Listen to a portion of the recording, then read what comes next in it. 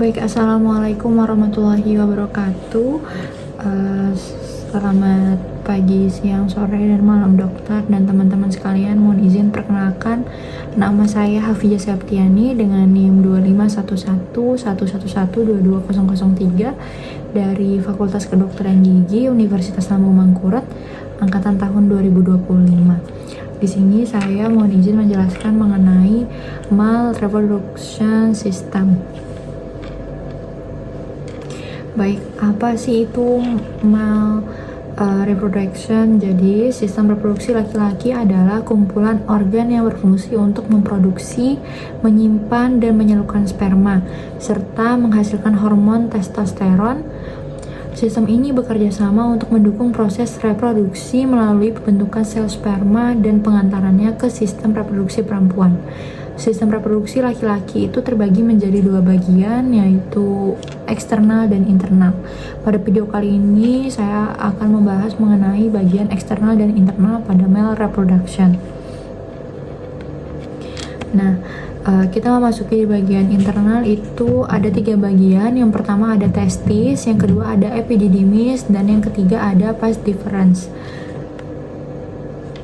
Oke, kita bahas satu persatu. Yang pertama itu ada testis. Nah, testis adalah sepasang organ berbentuk oval dalam sistem reproduksi laki-laki yang berfungsi untuk menghasilkan sperma dan memproduksi hormon testosteron. Testis terletak di dalam skrotum yang membantu menjaga suhu ideal untuk pembentukan sperma. Nah, testis itu memiliki struktur. Yang pertama itu ada diselubungi tunika albuginea. Yang kedua terdiri dari lobulus yang berisi. Yang pertama ada tubulus seminiferus, itu tempat spermatogenesis. Yang kedua ada sel Sertoli yang mendukung perkembangan sperma, dan yang ketiga ada sel Leydig yaitu untuk menghasilkan testosteron. Nah, ciri-ciri testis itu apa aja sih? Nah, jadi ciri-ciri testis itu terdiri, yang pertama yaitu dia berjumlah sepasang. Nah, terletak di dalam skrotum kanan dan kiri. Kemudian dia berbentuk oval atau telur. Untuk panjangnya itu kurang lebih 4-5 cm dan lebarnya kurang lebih 2,5 cm. Selanjutnya permukaannya agak keras dan dia bersifat elastis. Dan dilindungi oleh lapisan tunika albunigea yang kuat. Nah, kemudian dia menghasilkan sperma dan juga di dalamnya terdapat tubulus seminiferus sebagai tempat pembentukan sperma, menghasilkan hormon testosteron yang diproduksi oleh sel Leydig. Nah, suhu dari testis itu lebih rendah daripada suhu tubuh. Suhu idealnya itu kurang lebih 34 derajat Celcius, lebih rendah dari suhu tubuh untuk proses spermatogenesis. Di dalam testis juga terdapat banyak pembuluh darah dan serabut saraf agar nutrisi dan fungsi reproduksinya tetap berjalan optimal. Oke, kita lanjutkan ke bagian yang kedua yaitu epididymis. Epididymis adalah saluran panjang yang melingkar di bagian belakang testis. Organ ini berfungsi sebagai berikut. Nah, yang pertama itu sebagai tempat pematangan atau penyimpanan dan transportasi sperma sebelum dibawa ke vas deferens, tempat maturasi sperma atau belajar berenang. Yang kedua itu menyimpan sperma sementara, dan yang ketiga yaitu mengangkut sperma menuju vas deferens. Di epididymis itu apa aja sih ciri-cirinya? Nah, jadi yang pertama dia terletak menempel di belakang testis. Yang kedua yaitu berbentuk panjang melengkung mengikuti kontur testis. Yang ketiga tersusun dari saluran yang sangat panjang.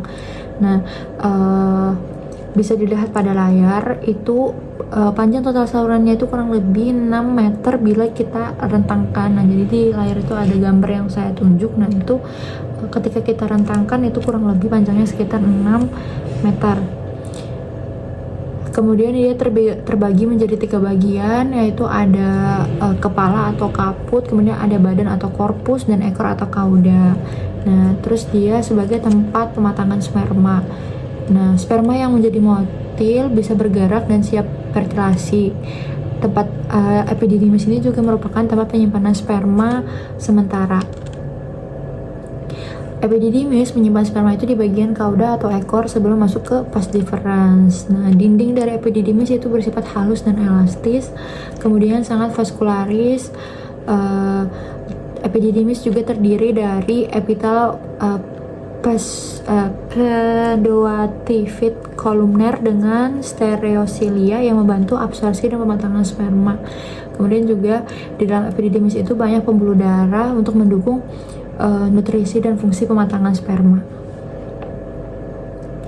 Selanjutnya di bagian ketiga atau bagian terakhir itu ada vas deferens. Nah, vas deferens adalah saluran panjang berbentuk tabung yang mengangkut sperma dari epididymis menuju uretra saat ejakulasi. Saluran ini berfungsi sebagai jalur utama perjalanan sperma sebelum bercampur dengan cairan dari kelenjar reproduksi lainnya.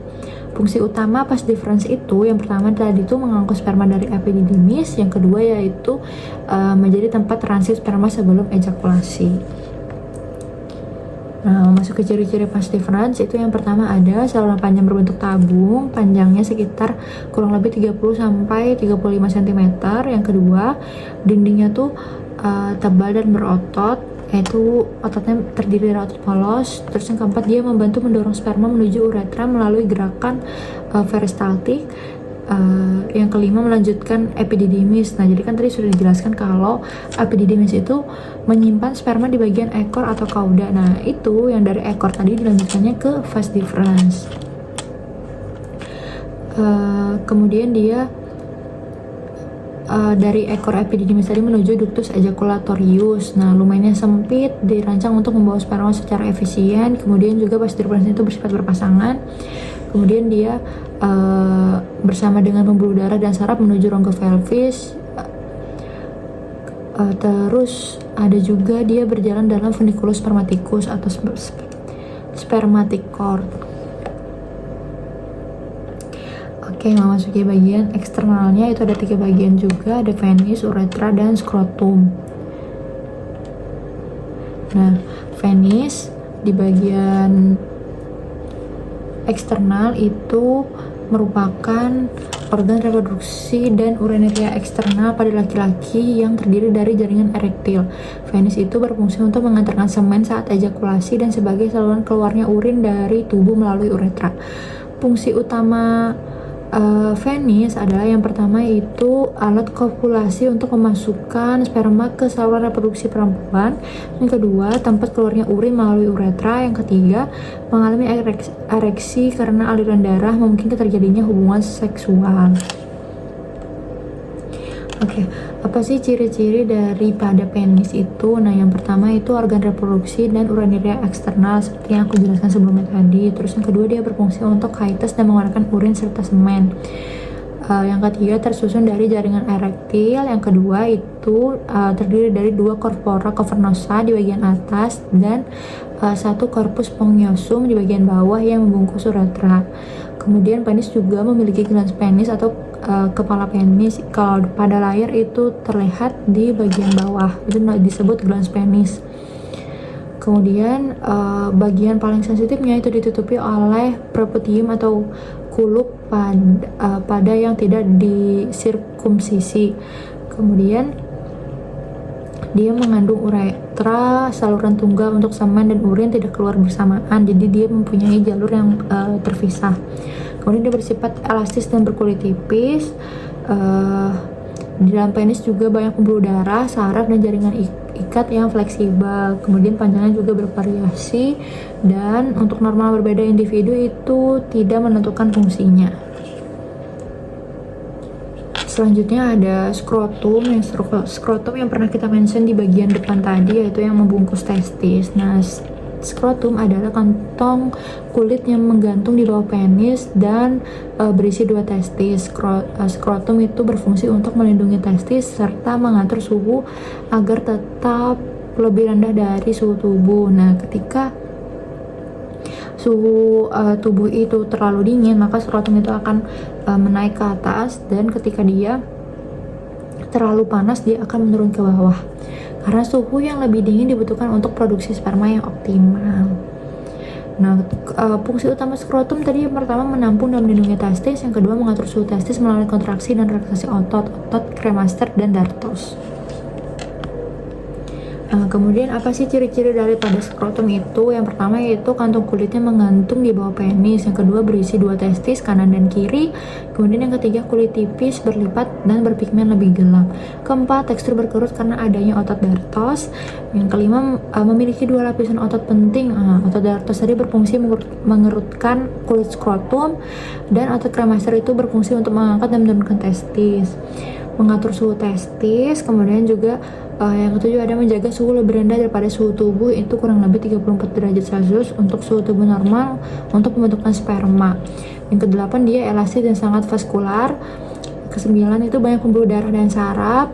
Kemudian memiliki sekat internal atau septum. Nah, jadi kalau misalnya kalian pernah melihat di pada preparat ataupun ada di gambar anatomi, karena dia berbentuk dua, nah di tengah-tengahnya itu dia ada sekat, nah namanya itu adalah septum, ada garis, nah dinamakan septum. Nah, itu fungsinya untuk memisahkan skrotum kanan dan kiri. Kemudian dia tidak menghasilkan sperma ataupun hormon. Oke, jadi next ada uretra. Di bagian terakhir itu ada uretra.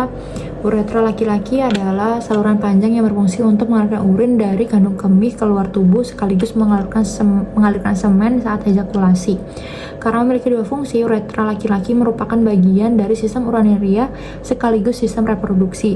Nah, jadi bagian-bagian uretra laki-laki itu yang pertama ada uretra prostatika melewati kelenjar prostat. Nah, jadi penamaan itu biasanya tergantung dengan apa yang dilalui atau apa yang mendekati. Terus kemudian ada uretra membranacea, yaitu bagian paling sempit melewati otot dasar panggul. Ketiga ada uretra spongiosa, itu bagian terpanjang berada di dalam penis hingga ke lubang uretra eksternal. Nah, terus kita membahas mengenai fungsi uretra laki-laki. Yang pertama ada mengeluarkan urin dari tubuh, dan yang kedua menyalurkan semen saat ejakulasi.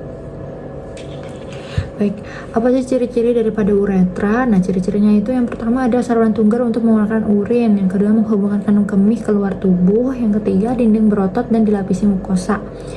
Yang keempat itu memiliki lapisan epitel yang berubah sesuai bagiannya. Yang kelima panjangnya itu berbeda antara laki-laki dan perempuan. Kalau laki-laki itu kurang lebih 18-20 cm untuk juga berfungsi untuk menyalurkan semen, sedangkan pada perempuan itu hanya kurang lebih 3-4 cm karena dia hanya mengeluarkan urin. Kemudian dia memiliki sphincter atau otot cincin. Yang ketujuh dia mengatur pembukaan uretra saat buang air kecil. Nah, pada laki-laki itu terdapat 3 bagian yang tadi yang pernah saya mention di depan juga, itu ada prostatik, membranosa, sama spongiosa. Kemudian dia untuk sistem urinaria dan reproduksi itu tidak itu fungsi, jadi uretra itu kan dia mempunyai fungsi ganda, jadi untuk urinaria dan reproduksi, tapi itu tidak berlangsung secara bersamaan. Kemudian lubang uretra berakhir di meatus uretra externus, dan dia terletak di glans penis laki-laki atau di atas vagina perempuan. Baik, terima kasih atas perhatiannya. Apabila ada kesalahan dalam penyampaian materi ataupun apa yang saya sampaikan, saya memohon maaf. Wassalamualaikum warahmatullahi wabarakatuh.